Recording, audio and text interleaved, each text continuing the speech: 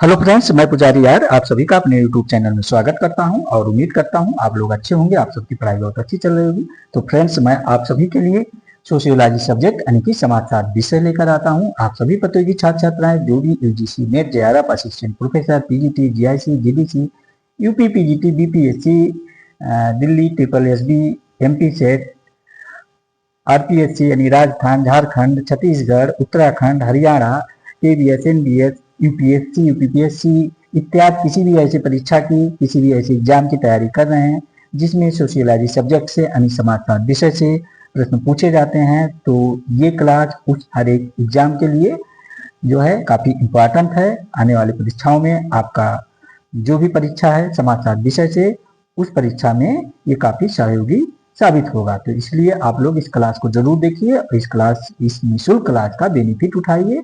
आने वाली परीक्षाओं में आप जो है खासकर आप सोशियोलॉजी के जितने भी हमारे प्रतियोगी छात्र छात्राएं हैं, क्योंकि ये क्लास मैं आप सभी के सिलेबस के अकॉर्डिंग लेकर आता हूँ, ऐसा नहीं कि ये इधर उधर के रहता।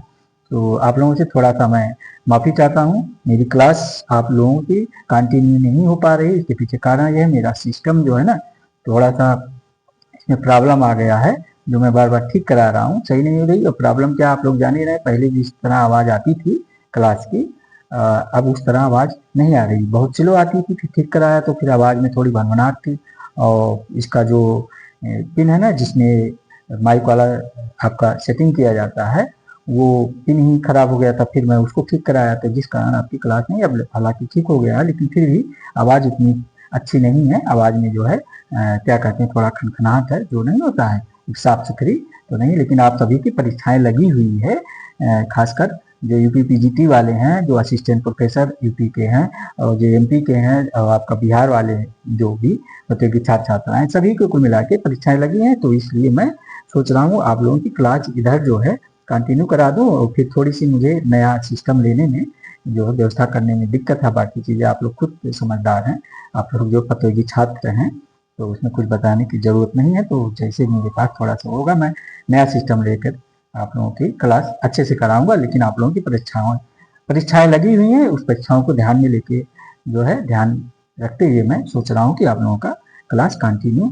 रहे, ताकि पता चला सिस्टम के चक्कर में आप लोगों की क्लास रह जाए। और 2025 में आप लोगों को एक जो है परीक्षा मिला हुआ है, तो सरकारें जो है परीक्षाएं जल्दी फार्म नहीं आती, जल्दी परीक्षाएं नहीं कराती, मिला हुआ है तो उसमें भी व्यवधान हो जाए। तो इसलिए मैं आप लोग क्लास को कंटिन्यू देखिए। अब आप लोगों की मैं पिछली क्लास में भी बताया था, लेकिन थोड़ी प्रॉब्लम हो गई थी जिस कारण आपका क्लास नहीं हो पाया था। इसके लिए मैं आप सभी से जो है माफी चाहता हूँ। और लेकिन अब आप सभी की क्लास ये मान के चलिए कंटिन्यू होगी, ठीक है। तो मैं आप सभी के लिए सोशियोलॉजी के क्लास है, आप लोग जान ही रहे हैं। देखिए, मैं बाकायदे सोशियोलॉजी यानी समाजशास्त्र है और किस लिए है मैं आप लोगों को ये भी बता देता हूँ, ये ध्यान दीजिए। सब समाजशास्त्र विषय से तैयारी करने वाले सभी, ये देखिए, समाजशास्त्र विषय से तैयारी करने वाले सभी प्रतियोगी परीक्षाओं हेतु महत्वपूर्ण प्रश्नों की एक श्रृंखला है, व्याख्यात्मक सहित है।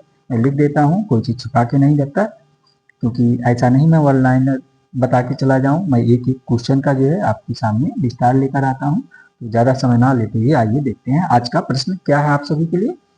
और आप लोग क्लास शुरू करने से पहले वही पिछली की तरह मैं बताता रहता हूँ, क्लास को शेयर कर दीजिए, प्यारा सा लाइक कर दीजिए और एक कॉपी और पेन लेके बैठ जाइए, इंपॉर्टेंट चीजों को नोट करते रहिए। आइए देखते हैं क्लास में आज आप सभी के लिए प्रश्न क्या है।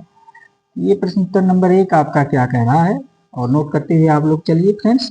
ये देखिए प्रश्न नंबर 1, ये कह रहा है कि छात्रवृत्तियों यानी कि स्कॉलरशिप छात्रवृत्तियों शिक्षण संस्थानों में स्थान आरक्षण द्वारा अनुसूचित जनजातियों के शैक्षिक उत्थान के लिए भारतीय संविधान के किस अनुच्छेद में प्रावधान किया गया है, ठीक है। तो ये प्रश्न का आपका विकल्प कह रहा है, ध्यान दीजिए। ऑप्शन ए क्या कह रहा है, ये देखिए, एक्ट यानी कि 15/14, यानी कि ये कह सकते हैं कि आप अनुच्छेद 15(4), ऑप्शन ए अनुच्छेद 15(4) आप हिंदी कह सकते हैं। और अनुच्छेद 16(4) ऑप्शन बी है, आपका ऑप्शन सी है। अनुच्छेद 330, 332 आपका ऑप्शन डी है।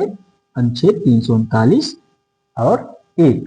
तो ये आप लोग बताइए छात्रवृत्तियों यानी स्कॉलरशिप से संबंधित और ये आरक्षण से संबंधित अनुसूचित जनजातियों के शैक्षिक उत्थान के लिए जो भारतीय संविधान में इन अनुच्छेदों के किस अनुच्छेद के तहत जो है ये प्रावधान किया गया है, ये प्रश्न कह रहा। इसका आंसर बताइए आप लोग। थोड़ा सा संविधान वगैरह आप लोग पढ़े होंगे क्योंकि आप लोग प्रतियोगी छात्र हैं और आपके सिलेबस में है। ऐसा नहीं है कि सिलेबस से बाहर का क्वेश्चन है, और ये क्वेश्चन आपका जो है पूछा जा चुका है, ठीक है, परीक्षाओं में। इसलिए मैं कहता हूँ बार बार आपसे कि मैं वो प्रश्न उत्तर आपके सामने लेकर आता हूँ जो परीक्षाओं में पूछे जा चुके हैं या परीक्षा में पूछे जाने की संभावनाएं बनी हुई रहती हैं। तो इसका आंसर क्या हो जाएगा आप लोग बताइए। तो इसका आंसर आप लोग नोट करते हुए चलिए, ऑप्शन ए हो जाएगा।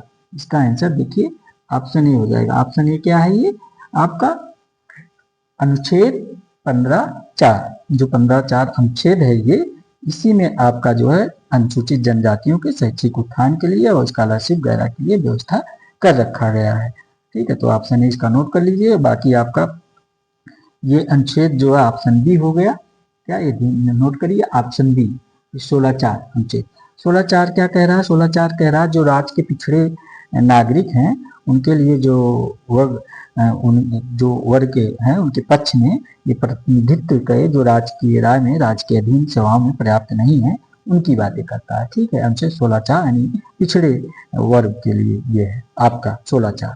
और ये जो अनुच्छेद जो आपका 330 और 332 है, ऑप्शन सी, ये क्या कह रहा है, ये लोकसभा में 330 जो आपका है लोकसभा में SC/ST के आरक्षण की बात करता है, और ये जो अनुच्छेद 32 है आपका, ये आपका विधानसभा में SC/ST यानी कि अनुसूचित जनजात अनुसूचित जात के लिए आरक्षण की बात करता है, ठीक है, 30 और 32।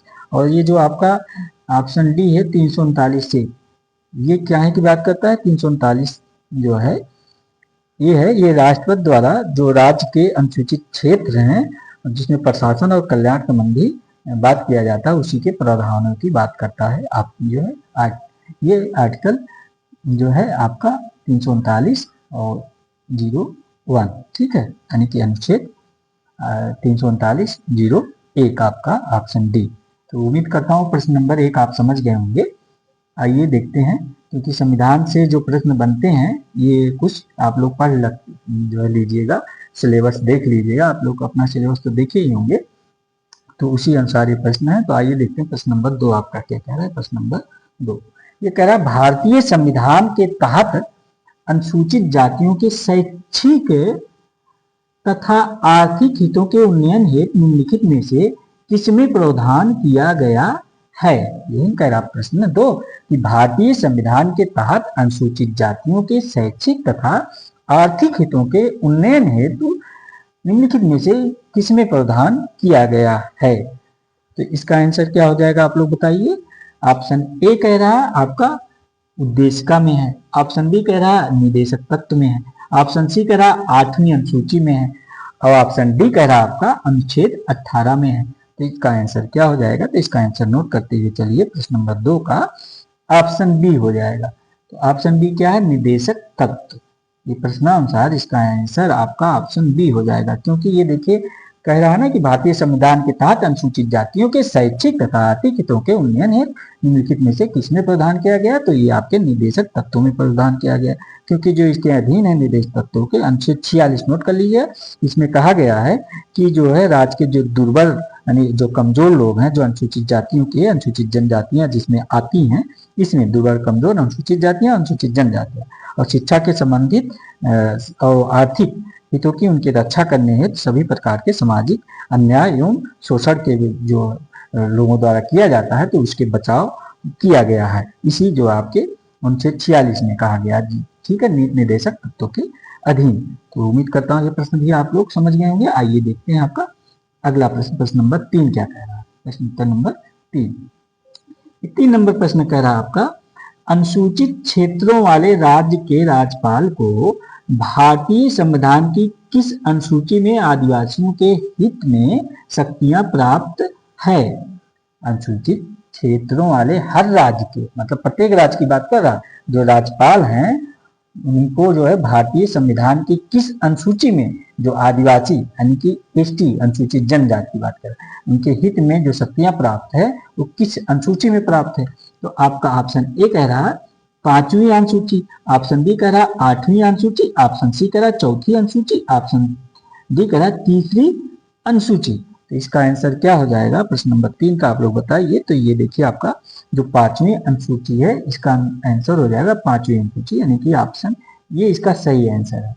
आप लोग नोट करते हुए पांचवी अनुसूची में ये बात कही गई है कि जो अनुसूचित क्षेत्र तथा अनुसूचित जनजातियों के प्रशासन और नियंत्रण के बारे में उपबंध दिया गया है, ये पांचवी अनुसूची में। आइए देखते हैं अगला प्रश्न आपका क्या कह रहा है, प्रश्न नंबर 4। प्रश्न नंबर 4 आपका है, निम्नलिखित में से किस स्रोत से क्या कह रहा है, निम्नलिखित में से किस स्रोत से आर्यभट्ट का यह विचार पक्षपात उधार लिया गया है कि परिवर्तन सबसे पहले भौतिक तकनीकी में होता है। ठीक है, ये आर्यभट्ट महोदय के विचार की बात कर रहा है, आप लोग ध्यान दीजिएगा इस चीज को। तो आपका ऑप्शन ए कह रहा है, क्या कह रहा है ऑप्शन ए, ये देखिए ऑप्शन ए कह रहा है कार्ल मार्क्स से प्रत्यक्षता और सेंट साइमन तथा कोंडोरसेट से अप्रत्यक्षता। यही कह रहा है आपका कार्ल मार्क्स से प्रत्यक्षता तथा सेंट साइमन तथा कोंडोरसेट से अप्रत्यक्षता। ऑप्शन ए हो गया। ऑप्शन बी कह रहा है सेंट साइमन से प्रत्यक्षता और मार्क्स से अप्रत्यक्षता। ऑप्शन सी कह रहा है कोंडोरसेट से अप्रत्यक्षता, नहीं कोंडोरसेट से प्रत्यक्षता और मार्क्स से अप्रत्यक्षता कह रहा है।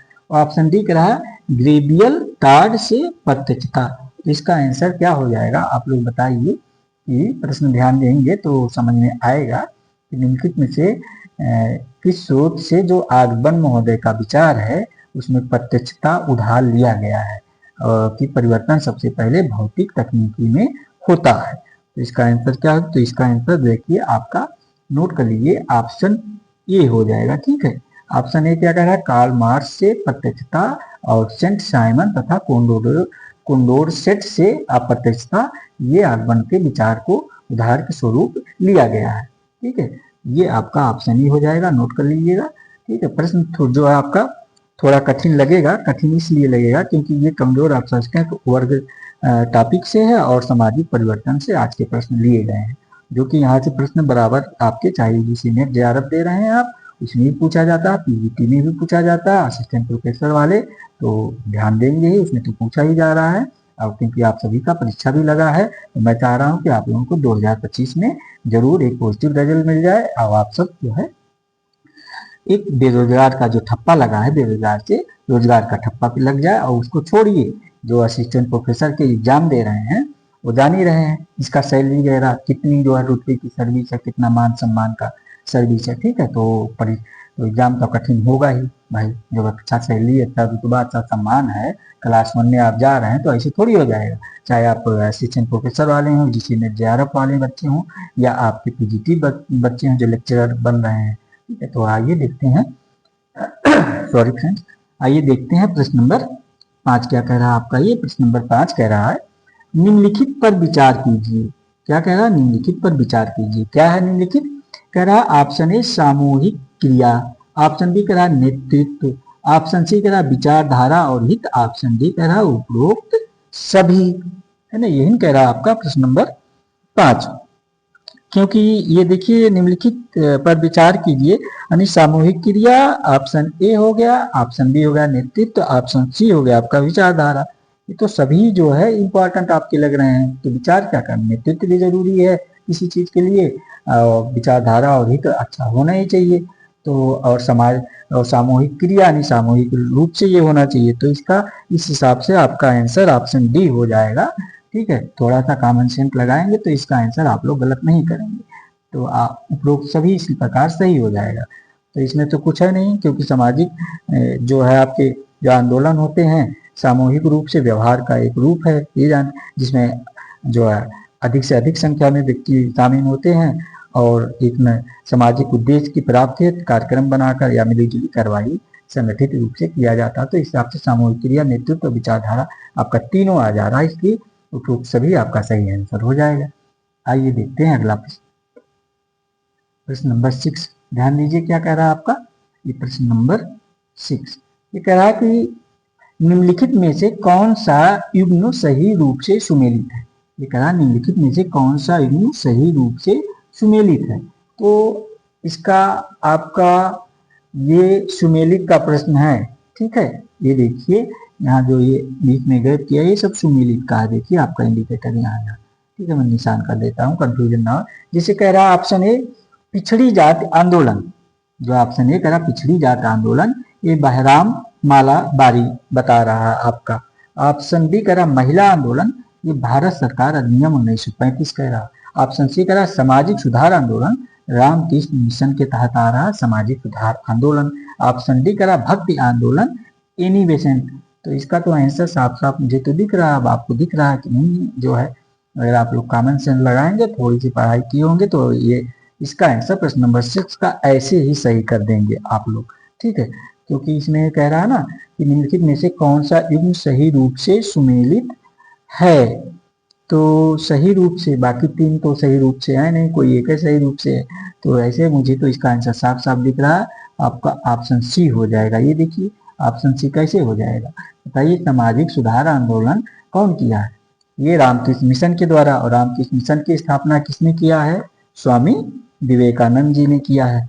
और ये सामाजिक सुधार आंदोलन के रूप में ही चलाया जा रहा है। देखते नहीं आप लोग रामकृष्ण मिशन की गाड़ियां वगैरह, बुक्स वगैरह की अपने प्रचार प्रसार करते रहते हैं समाज में, जो है सामाजिक जागरूकता के लिए ये। और रामकृष्ण मिशन एक प्राचीन भारतीय जो है संस्था है, जो पश्चिमी संस्कृतियों के संश्लेषण के रूप में देखा जाता है, जो 1897 में ये स्वामी विवेकानंद द्वारा औपचारिक रूप से इस मिशन की स्थापना किया गया था। और ये जो है रामकृष्ण मिशन से जो है स्वामी विवेकानंद जी के गुरु भी थे, ये आप लोगों को पता होगा। और श्री रामकृष्ण मिशन जो है, तो श्री रामकृष्ण परमहंस जी जो है, ये स्वामी विवेकानंद जी के गुरु थे, जो धार्मिक आंदोलन के प्रवर्तक के रूप में जाने जाते हैं। आइए देखते हैं अगला प्रश्न आपका क्या कह रहा है। प्रश्न नंबर 7, ध्यान दीजिए आप लोग। प्रश्न नंबर 7 क्या कह रहा है? कह रहा है निम्नलिखित में से किसका विरोध करना गुजरात के खेड़ा आंदोलन जो 1919 के तहत प्रथम लक्ष्य था? ये ध्यान दीजिए आप लोग कि किसका विरोध करना गुजरात के खेड़ा आंदोलन जो 1919 के तहत था, उसका प्रथम लक्ष्य क्या था? तो आपका ऑप्शन ए कह रहा कर के बारे में था प्रथम लक्ष्य। ऑप्शन बी कह रहा मूल्यों में अचानक वृद्धि के बारे में। ऑप्शन सी कह रहा महाजन वर्ग के। ऑप्शन डी कह रहा बेगारी। इसका आंसर क्या हो जाएगा आप लोग बताइए। ऐसे प्रश्न का आंसर आप लोग गलत ना कीजिएगा, समझ गए, क्योंकि ये सामाजिक परिवर्तन से है आपका प्रश्न उत्तर। और यहाँ सबसे प्रश्न जो है अच्छे खासे प्रश्न आते हैं आपकी परीक्षाओं में। और थोड़ा सा आप लोग जागरूकता से अगर प्रश्न ठीक से पढ़ेंगे करेंगे तो प्रश्न गलत नहीं करेंगे, ठीक है। तो इसका आंसर क्या हो जाएगा? आंदोलन से है, सामाजिक आंदोलन 1919 के तहत। और ये सब आप पढ़ ही लिए होंगे, आपके सिलेबस में है ना, सामाजिक आंदोलन, सामाजिक परिवर्तन। तो ऐसा तो है नहीं कि नहीं है। तो आंसर आप लोग बताइए। तो इसका आंसर आपका कर है, ये करों से संबंधित था। तो ऑप्शन ये कर है ना, तो करों से ये संबंधित था। ये आपका जो गुजरात का खेड़ा, ये गुजरात का खेड़ा आंदोलन जो ये था, देखिए सिस्टम मेरा ना थोड़ा सा गड़बड़ है, इधर उधर करने में दिक्कत होती है। लेकिन आप लोगों को प्रश्न समझ में आ रहा, उत्तर समझ में आ रहा, तो इससे कोई दिक्कत नहीं होना चाहिए। क्योंकि गुजरात का खेड़ा आंदोलन जो किसानों का फसल की बर्बादी के था, जो जबरन कर वसूली किया जाता था, उसी वसूली के खिलाफ था। जो सर्वेंट ऑफ इंडियन सोसाइटी के जो नेता थे आपके कौन थे बताइए आप लोग? विट्ठल भाई पटेल और गांधी जी ने पूरे मामले की जांच की मांग की थी इन करों को लेकर, ठीक है। आइए देखते हैं आपका अगला प्रश्न क्या कर रहा है। प्रश्न नंबर 8। प्रश्न नंबर 8 ध्यान दीजिए आप लोग। प्रश्न नंबर 8 कह रहा निम्नलिखित में से कौन सी विशिष्टता मनुष्य को बाकी प्राणियों से प्रभेद करती? प्रभेद माने अलग करती है। ये निम्नलिखित में से कौन सी विशेष जो विशिष्टता है मनुष्य को जो बाकी प्राणियों से अलग करती है, अलग दिखाती है? तो आपका ऑप्शन ए हो जाएगा सीधा खड़ा होने की क्षमता। ये तो होगा नहीं, आप लोग जो है फिर भी बताते चलिए, जो है ध्यान से दीजिए और अपना सीधा खड़ा होने की क्षमता ऑप्शन ए कह रहा। ऑप्शन बी कह रहा वातावरण के अनुकूल होने की क्षमता। तो ये तो सभी प्राणियों में पाया जाता है वातावरण होने की क्षमता, ठीक है। आपका ऑप्शन सी कह रहा औजार बनाने की क्षमता। देखिएगा आप लोग ऐसे ध्यान दीजिएगा। ऑप्शन डी कह रहा एक समूह में रहने की क्षमता। ये भी एक समूह में रहने के, जानवर भी एक समूह में एक साथ रहते हैं। सीधा खड़ा होने के लिए बहुत से जानवर आज सीधा खड़ा होकर चलते हैं या सीधा खड़ा हो जाते हैं। वातावरण अनुकूल अगर नहीं होते तो जो प्राणी है धरती पे रह जाने, और चाहे जानवर है चाहे मनुष्य, सभी खत्म हो गए होते। लेकिन वातावरण के अपने अनुसार अपने आप को ढालते, इसलिए वातावरण में बने रखे हैं। तो ऑप्शन सी इसका क्या है, औजार बनाने की क्षमता। तो ये औजार बनाने की क्षमता आप देख रहे हैं ये केवल मनुष्यों में पाई जाती है, बाकी प्राणियों में औजार बनाने की क्षमता नहीं है। तो इस हिसाब से इसका आंसर यही हो जाएगा ऑप्शन सी, जो कि अलग करता है सबसे प्रश्नानुसार प्रश्न नहीं कराने में से कौन सी विशिष्टता मनुष्य को बाकी प्राणियों से प्रभेद यानी अलग करती है। तो यही आपका ऑप्शन सी हो जाएगा। तो उम्मीद करता हूँ प्रश्न नंबर 8 आप सभी के समझ में आ गया होगा। तो आइए देखते हैं अगला प्रश्न, यानी कि 9 नंबर प्रश्न क्या कह रहा है। 9 नंबर प्रश्न आप ध्यान दीजिए। आइए, ये कह रहा है कि निम्नलिखित में से कौन सा एक सही नहीं सुमेलित है, पहचान कर सही उत्तर चुनिए। ये देखिए मिलान का प्रश्न है आप लोगों का, जो सही नहीं सुमेलित है। ये ध्यान दीजिए, कह रहा कि निम्नलिखित में से कौन सा सही नहीं सुमेलित है। नहीं जरूर ध्यान दिया कीजिए, नहीं तो भाई आप लोग एक दो क्वेश्चन जरूर आता हुआ गलत करके चले आएंगे। मैं पहले बता दे रहा हूँ, अगर आप लोग हड़बड़ी में प्रश्न सॉल्व करेंगे तो इसलिए कभी भी परीक्षा भवन में जाइए, परीक्षा हॉल में जाइए तो प्रश्न जो है हड़बड़ाइए घबराइए ना, कूल माइंड से एकदम सब काम कूल माइंड से किया कीजिए, ठीक है। तो ये देखिए ऑप्शन ए कह रहा है कार्ल मार्क्स। क्या कह रहा है, कार्ल मार्क्स को द्वंद्वात्मक भौतिकवाद बता रहा है। कार्ल मार्क्स द्वंद्वात्मक भौतिकवादी बता रहा है। तो कार्ल मार्क्स द्वंद्वात्मक भौतिकवादी जो है क्या है, सही है कि गलत है, आप लोग बताइए। ऑप्शन बी कह रहा है पैट्रिक श्रोकिन जैकीय सिद्धांत। ऑप्शन सी कह रहा है जो है स्प्लेंगलर, ठीक है, स्प्रेंगलर, ठीक है, चक्रीय सिद्धांत। क्या है आपका स्प्लेंगलर चक्रीय सिद्धांत, ये कह रहा है। ऑप्शन डी कह रहा हॉब्स लॉक रूसो सामाजिक अनुबंध की बात कर रहे हैं, ये कह रहा। तो इसका आंसर क्या कर रहा है, निम्नलिखित में से कौन सा एक सही नहीं सुमेलित है, यानी कि 3 सही सुमेलित है। आप लोग ध्यान दीजिएगा इस प्रश्न को, 9 नंबर प्रश्न है, ये नोट करते चलिए। तो आपका ये देखिए जो जैकीय सिद्धांत है, कौन है ये जैकीय सिद्धांत का दिया है, आपका ऑप्शन बी, ये जैकीय सिद्धांत है। जैकीय सिद्धांत आपका पैट्रिक श्रोकिन महोदय का थोड़ी है, ऐसे पता चल गया ना। बाकी आपका ये देखिए ध्यान दीजिए, ये आपका ऑप्शन है कार्ल मार्क्स द्वंद्वात्मक भौतिकवादी है ये हैं, संघर्षवादी है ये हैं, क्रांतिकारी की बात करते ही हैं हमेशा आपके कार्ल मार्क्स। स्पेंगुलर जो है आपके ये चक्रीय सिद्धांतवादी है ये हैं, ठीक है। और आपके ये क्या हो गए, ऑप्शन डी हावलॉक रूसो सामाजिक अनुबंध की बातें करते ही हैं। तो इसका प्रत्यक्ष रोकिन ना हो गए आपके, फिर कौन हो जाएंगे आप लोग बताइए इसका, ये आपका हर्बर्ट स्पेंसर महोदय। तो ये ऑप्शन बी नहीं होगा, ठीक है।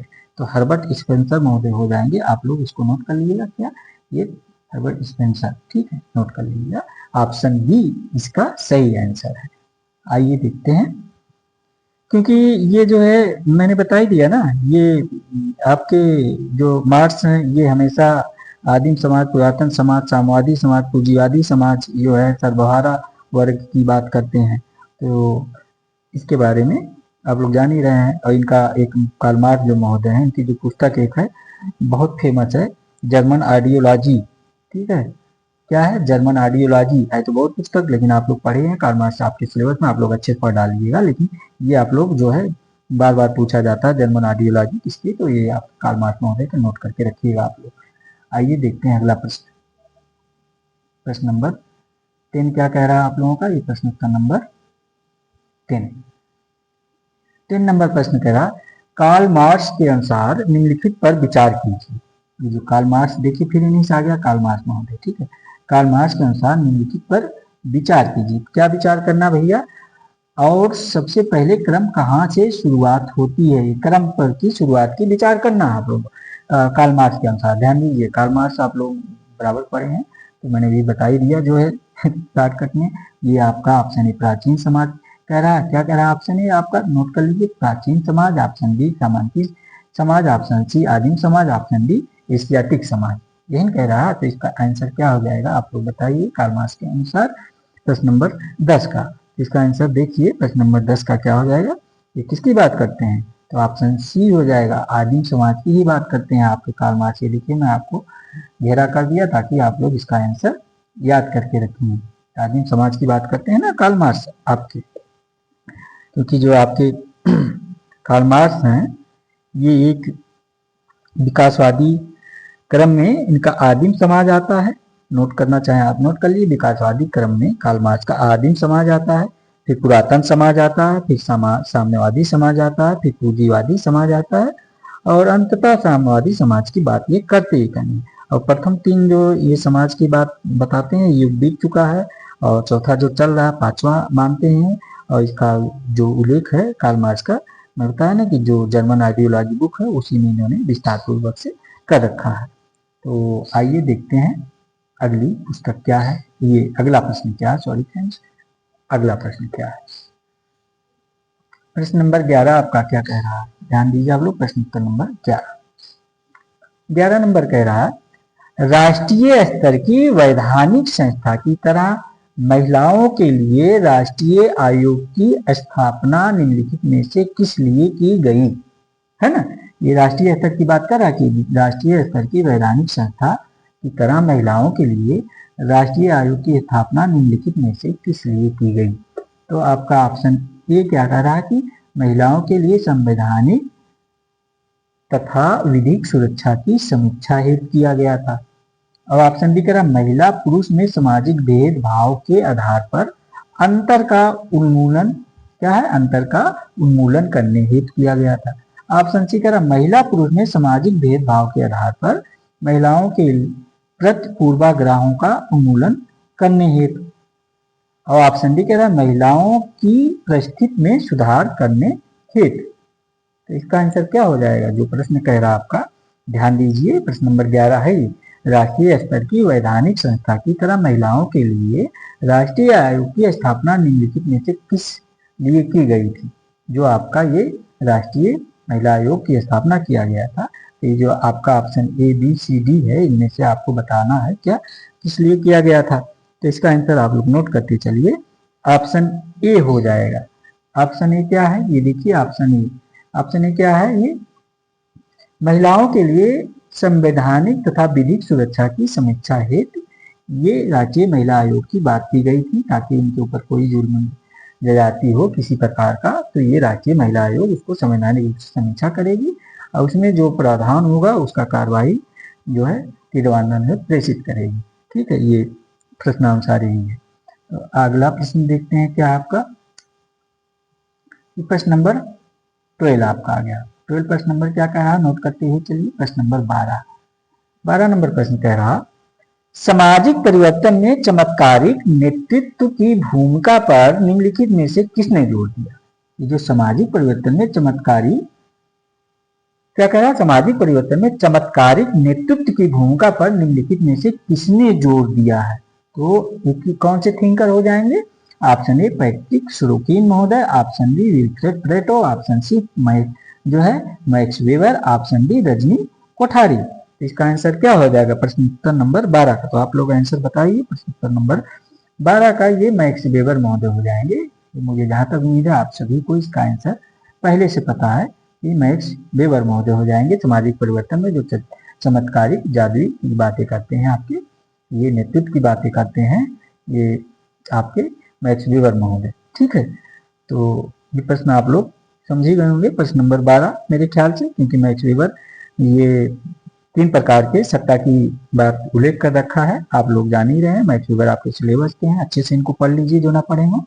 जो वैधानिक सत्ता, परंपरागत सत्ता तथा चमत्कारिक सत्ता यानी चमत्कारिक सत्ता पर ये सर्वाधिक रूप से बल देते हैं आपके मैक्स वेबर महोदय। आइए देखते हैं आपका अगला प्रश्न क्या कह रहा है। ये प्रश्न नंबर 13 नंबर प्रश्न क्या कह रहा है आप लोग ध्यान दीजिए। कह रहा है कि आर रोस्टो के अनुसार, ये आर रोस्टो हैं महोदय, कह रहा है आर रोस्टो के अनुसार आर्थिक वृद्धि के चरणों की 5 श्रेणियां होती हैं।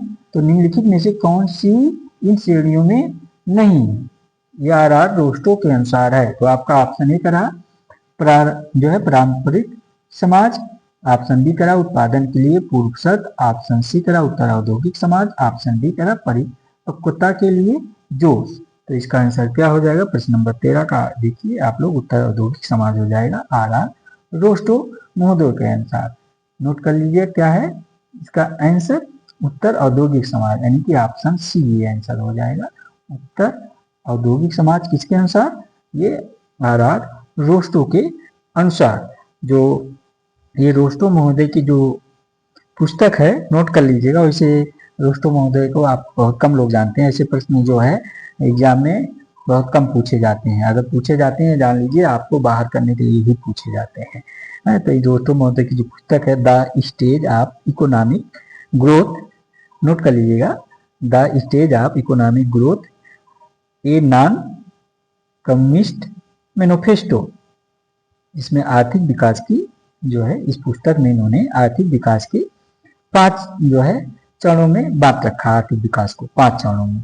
तो ये 5 चरण इनका कौन कौन से हो जाएगा, आप नोट करना चाहें तो नोट कर लीजिए। इन्होंने कहा पहला जो बता रखा है पारंपरिक समाज बता रखा, ठीक है। और दूसरा आत्मस्फूर्ति की बात करते हैं, ठीक है। और जो तीसरा ये बताते हैं आपके कौन, रोस्टो आ रहा, रोस्टो माउंट है। तीसरा कहते हैं आत्मस्फूर्ति की अवस्था, और चौथा कहते हैं परिपक्वता की अवस्था ये।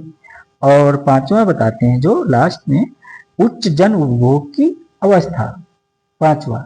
मैं कहता हूं आप लोग नोट कर लीजिएगा। आप जो ये पारंपरिक समाज, आत्मस्फूर्ति की अवस्था, परिपक्वता की अवस्था, उच्च जन उपभोग की अवस्था, ये 5 प्रकार से इन्होंने बांट रखा है, ठीक है। और किसी में बांट रखा है, ये पुस्तक आप लोग नोट कर लिए, the stage of economics growth a non communist manifesto में, ठीक है। तो उम्मीद करता हूँ ये भी प्रश्न आपके समझ में आ गया होगा। आइए देखते हैं आपका अगला प्रश्न। तो आज इस क्लास में आप लोगों को देखिए क्लास क्योंकि हो नहीं पा रही थी, तो मैंने आप सभी के लिए जल्दी जल्दी 13 प्रश्न ये बना लिया कि क्योंकि आप लोगों को परीक्षा था, जब मेरा सिस्टम सही हुआ तो हमने सोचा 13 प्रश्न में बना लें, क्योंकि आप सभी जो प्रतियोगी छात्र छात्राएं हमारे विशेषकर असिस्टेंट प्रोफेसर वाले हैं, इन्हीं को ध्यान में लेके मैं ये क्वेश्चन आज लेकर आया था विशेष रूप से। और बाकी आप यूजीसी नेट जेआरएफ वाले तो आप लोग असिस्टेंट प्रोफेसर देंगे ही नेट क्वालिफाई करने के बाद, तो आप लोग तो जरूर देखिए। और पीजीटी वाले भी देखिए, क्योंकि पीजीटी वाले में जो आपका इसमें बहुत से प्रश्न मिलेंगे, ऐसा नहीं जो है इसमें तो इनडायरेक्ट दूंगा, लेकिन डायरेक्ट आएगा तो इसमें से मिलना। तो इसलिए ये क्लास काफी इंपॉर्टेंट है, आप लोग इस क्लास को जरूर देखिए, ठीक है। और इस निःशुल्क क्लास का बेनिफिट उठाइए। और जो चैनल पे नए हो हमारे प्रतियोगी छात्र छात्राएं, चैनल को सब्सक्राइब कर लीजिए और एक प्यारा सा लाइक कर दीजिए। और क्लास के अंत में आप सभी जो है अपने प्रतिक्रिया जरूर दिया कीजिए कि क्लास कैसी लगी, और आपको क्लास जो है क्या क्लास में क्या सुधार किया जा सकता है, और अगली क्लास किस टॉपिक पे चाहिए या किस थिंकर पे चाहिए, कि इसी तरह प्रतियोगी प्रश्नोत्तर ही चाहिए आपको, ठीक है। तो मुझे लगता है आप लोग जो है कमेंट करके बहुत कम लोग बताते हैं और देखते जरूर हैं क्लास। आप लोग प्यार और सहयोग इसी प्रकार आप अपना बनाए रखिए, लेकिन कमेंट करेंगे तो इससे मुझे क्या है ना थोड़ा सा जानकारी मिलेगी, तो मैं क्लास में थोड़ा सा आप लोग जो चाहेंगे उसी हिसाब से क्लास लेकर आऊँगा। वैसे तो मैं अपने हिसाब से ये क्लास जो आप सभी के लिए सिलेबस के अकॉर्डिंग ही लेकर आता हूँ, ताकि परीक्षा में आपको यहाँ से काफ़ी सहयोग इस क्लास से प्राप्त हो सके। आप सभी का बहुत बहुत धन्यवाद। थैंक यू फॉर वॉचिंग, आप सभी फ्रेंड्स का।